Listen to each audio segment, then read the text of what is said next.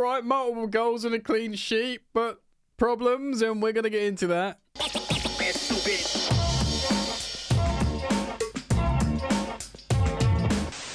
Yes, people, what's poppin'? Welcome back to Football Therapy with me, your host, Jan. Do hope you're doing well, mate. Really do hope that Chelsea 2, Servette 0 at Stamford Bridge in the first leg of this qualifier for the Conference League group stage. A relatively heavily rotated side by Enzo Maresca for his Chelsea team here going into this game against a Servette side that are 8-9 games into their competitive season. Of course, this is our second competitive game all season, so we are massively undercooked comparatively, but we are a much better team.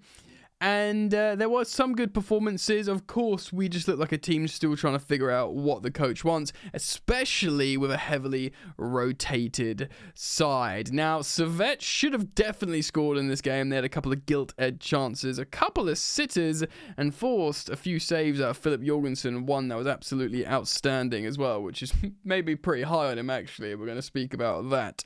And, of course, a couple of goals. Christopher Nkunku with a penalty, winning it, converting it. Noni Madueke off the bench, showing what he's all about and how he's continuing his good form from pre-season, and makes me a little bit twitchy about the Newcastle links prior to the window closing, but I think he'll probably stay with us, and we're going to get into all of it today. So thanks for joining me, guys. If you do like the content, let me know by liking the video. It's totally free to like a video, unlike the £5 you got to pay to watch these games. So thank you for liking. If you do choose to subscribe, make sure you hit the bell. Road to 200,000, which is a beautiful thing. Let's get into it. Yes, so like I said, we needed to win this game. I really want to win the Conference League. I want to complete the set. I want, in a dark age of Chelsea Football Club, well, let's be a bit more positive, a transitional period in time, I want to sort of take this opportunity to become the only club in club football to complete the entire set of available trophies. Man City, you can't do that, can you? And of course they'll go, oh, yeah, we never want to play in the Conference League. Fine, true. But there is something nice about just having every single one, every collectible in the trophy room. I don't know much about Servette. They came to Stamford Bridge and they played relative low block and counter, but they still had 41% possession. I'm going to use who scored to show you some stuff. So let's jump over that. Here, rather. As you can see, quickly I want to make you look at the left side here. It's attacking momentum. It was not, maybe Chelsea just edged it, but Servette did have a lot of attacking momentum here. I'm going to show you the lineups here. If you look at the screen, Chelsea, it says played a 4-2-3-1, but of course Renato Vega, the left back, inverted into midfield, creating that box midfield where he joins Moises Caicedo, and then as Kiernan Dewsbury Hall and Christopher Nkunku completing the box midfield with Mudryk on the left, Pedro Neto making his Chelsea debut on the right, and Mark Guew up top playing the striker role. Now this kind of makes sense because Axel Disasi would tuck in. Let's have a look at his heat map here. Sort of tucks in, but in theory when out of position tucks in to make it back free. But as you can see, he did get quite forwards there in the right centre back / right back role. Not massively, but he did do some right back games last season under Pochettino. Of course, he's coming back from an injury, a groin surgery, I believe it was. So, yeah, you'll forgive him for not being amazing. As you can see on SofaScore, these, apart from Disasi, with a 6.9, which isn't awful, by the way, pretty impressive high ratings, though I would be very worried about how we performed on set pieces. Tosin, as you can see, drove forwards loads from midfield. If you look at his heat map there, very impressive as the right centre-back. He would have played as the middle centre-back when Axel Disasi tucks in. And then, of course, Benoit Badiashile as the left centre-back, which did a lot of advancing up the field as well. Of course, you look at Renato Vega.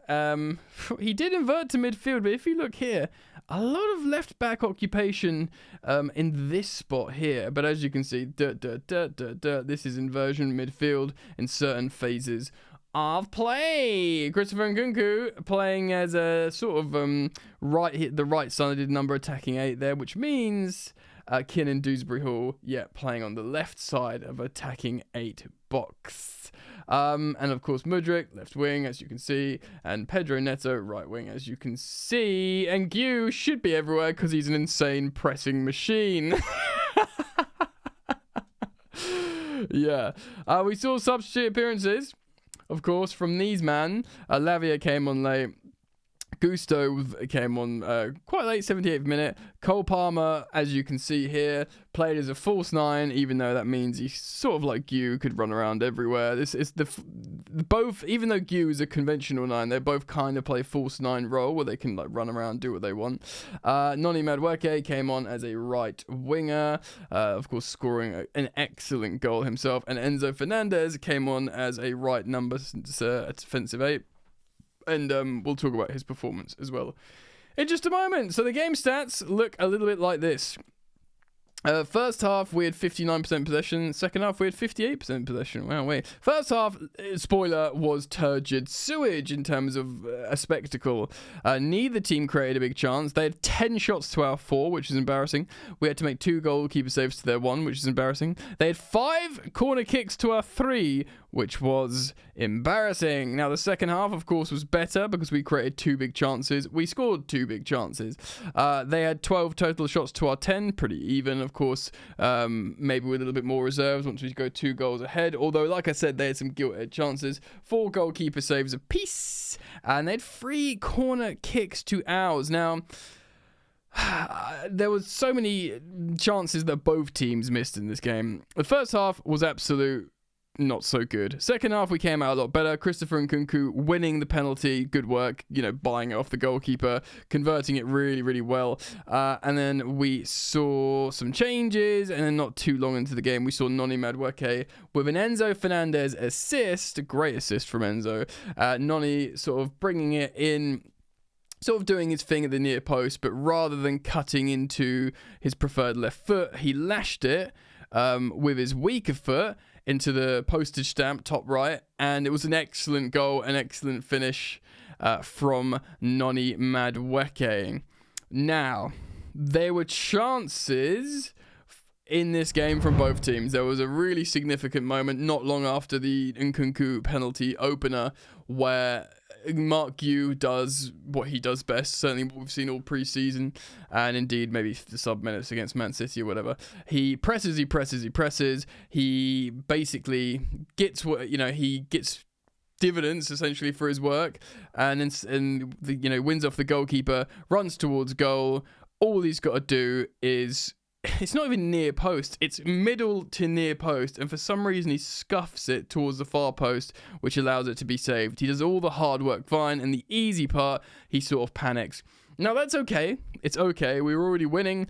It's not like, the commentary team rightly said, it's not like someone squared him a goal and he's like scuffed it. He's done it, he's done all the hard work himself. He sort of almost earned the right to miss, but of course he will not want to miss. He's not the first time he's had a sort of chance like that, but it's a positive sign. Like, if he just puts that away, that's such an impressive goal to talk about. Like, look at that hard work, look at that endeavor, that sort of sharpness, that pressure to put yourself in that position and then to execute the finish. And goals are worth their weight in gold, mate. So to do that is incredible. You think of, like, who do you think of when people do that? Maybe Ivan Toney. Certainly the likes of Sadio Mane at Liverpool. He was amazing when Liverpool were amazing. If you've got a player that can do that, incroyable, incredible. And the more I see Gu, you just feel like little moments, if you can sort that out, wicked. And yeah, look, they had chances, okay? There was a chance where on a set piece, well, I don't know which player it was, the Servette player that just needed to tap it in. There was a couple of criminally unmarked headers on set pieces as well. I mean, obviously, look, second competitive game for Enzo Maresca. A rotated side, a rotated defense against, much more inferior opposition, but opposition that know what they are doing. They know what they are doing. Benefit of the doubt, but that has to stop because we were we conceded a record amount of goals under Pochettino. Pochettino didn't want a set piece coach.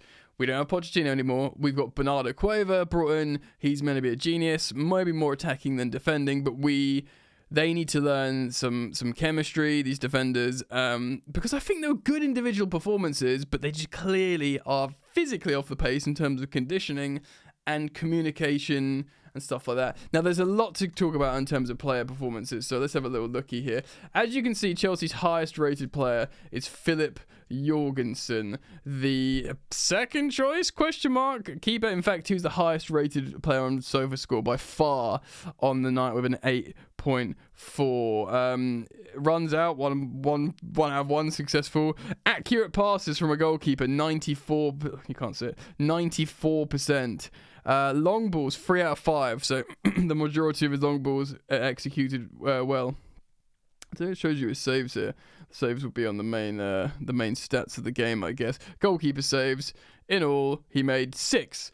One of them was an absolute worldie. So, I mean, oh, there we go. Don't want to be looking. I think average positions. That's what I should be looking at. There you go. That's a little bit more of a conventional 4-2-4 kinda. Anyway, we'll look at that another time. And by the way, I'm going to start using X-Value, the stats platform that I use, for general Chelsea stat videos. Of course, we've been using it for individual player performances of late, but as we get more, because it does Premier League, as we get more Premier League games, we can see the average Premier League stats compared to the Chelsea stats compared to the Premier League average, which I think is going to be very, very interesting throughout the season. So do keep it locked to the channel.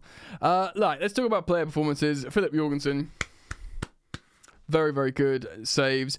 Pass is good enough. Looks quite confident. I've said to myself I'm going to give Sanchez a chance. So let's give him a chance. But he's on thin ice because of last season. And what great performance, one worldy save, a bunch of other good elements to his goalkeeping performance from Philip Jorgensen. Many people on social media, I imagine, will be calling for him to just be Chelsea starter now. We'll see what happens. Disassi, okay. Better than Gusto when Gusto came on. Of course, Gusto is a better player. Certainly is a right back, but Gusto looked rusty AF, making mistakes, making misplaced passes. It's fine. It just happens. You come off the bench cold sometimes with players that you don't usually play with. And fine. Tosin looks good. Badiashile, I don't like how Badiashile kept letting that cross from this right-hand flank down our left keep coming in, this dangerous cross. But, what did Badiashile do? Good passing, 96%. 109 touches, quite a lot. He did execute 3 out of 5 long balls. There was this period where Badiashile looked like he could be a good passer, but...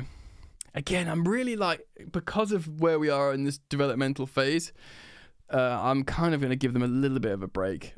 It's a 2-0 win at home, which is fine. But, also, look, can I just say, I realise proper Chelsea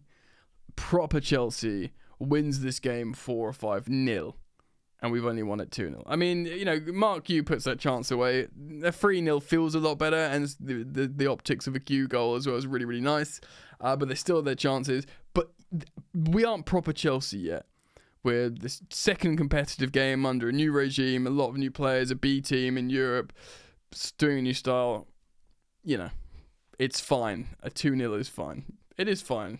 It's good in many ways. I do want to speak about Renato Vega because he made a few mistakes, right? He did. I was going to have a look at his individual stats here. He made a few mistakes, but we won 3 out of 3 of his aerial duels. Passes 85, which is okay for this. 2 out of 3 long balls, actually pretty strong. But he made for me what I saw as a few high-profile mistakes. But I tell you what, for 8 million or 8.5 million or whatever Renato Vega was. I don't necessarily think he's going to be a starter at Chelsea. I mean, I don't want to limit him. He could end up doing it at Cesar's Piliqueta, this cheap signing that no one expected much from. That ends up being he's a utility player as well, Vega, like Cesar. So we'll see what happens there. But I feel like I look at him and there's something there. He's a cheerleader with a crowd. He speaks 1,000 languages despite being 21 years old. He's a really big, strong specimen. Positionally versatile. I think he could actually quietly be a brilliant signing. Moises Caicedo, pretty good. Made a few good tackles. Sort of needs to settle into the season like he finished last season really good. Kiernan Dewsbury Hall, I think, was not excellent, but I was impressed. Clearly, he knows what he's doing with him and Mudryk got on top of each other a lot of the time. I think that's probably Mudryk's error, because if there's one person out of the two that's going to know the system backwards, it's of course going to be Kiernan Dewsbury Hall. But he did a lot of like good combinational play, a lot of the right stuff. I feel like when the team knows what they're doing more around him, Kiernan will look better, but he looked good. I definitely want to give him his flowers for that. Let's talk about the attackers then, guys. Pedro Neto.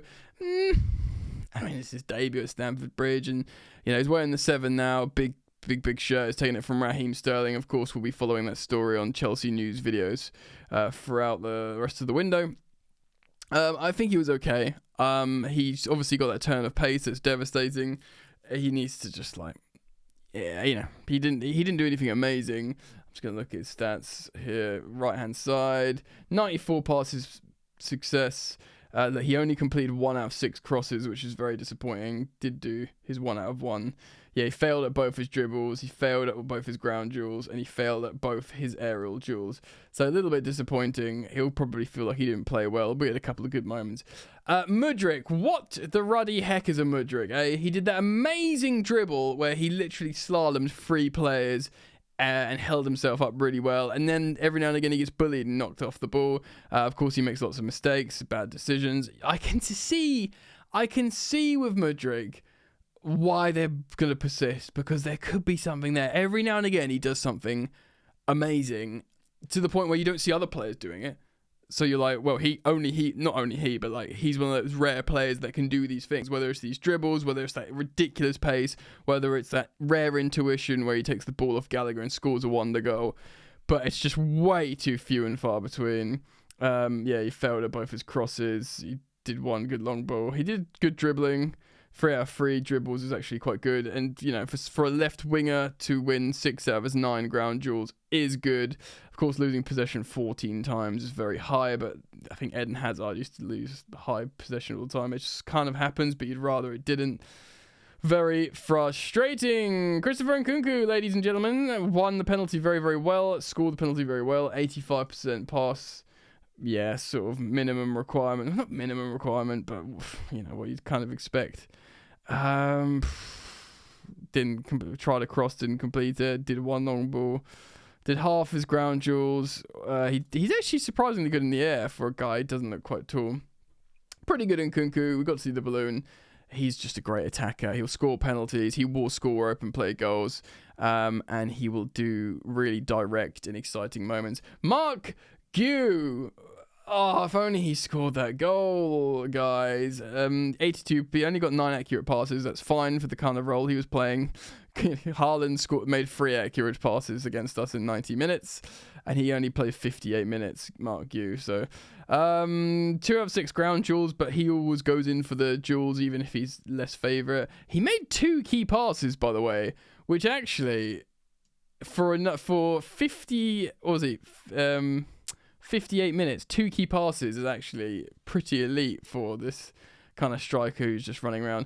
Cole Palmer, I didn't really like in the false 9. I think he was wasted. But 2 players I do want to look at off the bench, of course, were who combined for the goal. Enzo Fernandez, I think he looked wicked, actually. He played 32 minutes, and he got 32 touches, a touch per minute. It's pretty good. 92% pass accuracy, which is good. 2 key passes, which again, which makes Gue at like 25 more minutes as a striker and not a, creative midfielder. It makes you realise how good that was with Gue. But look at this from Enzo. 2 key passes, good. Tried 1 cross, completed it. Tried 2 long balls, completed it, including that assist. He won 75% of his ground duels. Won a foul as well. Total tackles, good. He was only dribbled past once. Very, very good from Enzo Fernandez. I think people are going to start putting more respect on his name, rightfully.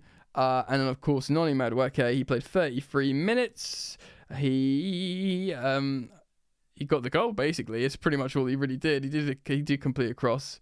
Nothing else too really impressive, but it was a great goal. It was a great finish on his weaker foot. So yeah, impressive performances. Of course, it's a it's an undercooked, not ready Chelsea side that's been relatively rotated, I'd say, and they should have scored, the opposition, but we should have scored. They should have scored a couple of goals. We should have scored a couple more goals. In an ideal world, we win that game 4-5-0 when we're properly seasoned Chelsea, but we all need to accept we are simply not that at the moment. But generally, positives, and I feel like more training time with Maresca. It would have been great to see Reece James just play that game. Of course, he's would have still been suspended for the Prem, so he could have played 90 minutes here, so we wouldn't have to split, Gusto and Disasi, and I think that could have been a bit of a game changer for us, having Reece James playing 90 minutes there. And, Jackson a bit more, whatever. But 2-0, sort of, by the time we play the second leg, we'll be even a little bit more ready to go. Joao Felix could probably play. I think he can be registered into the squad by then. I might be wrong. And, yeah. So, guys, let me know what you think. Hopefully you enjoyed my match review on that. Thank you for liking. Thank you for subscribing. Do keep it locked to the channel because I'm following all the big stories. And I will see you back here very soon, hopefully. Peace.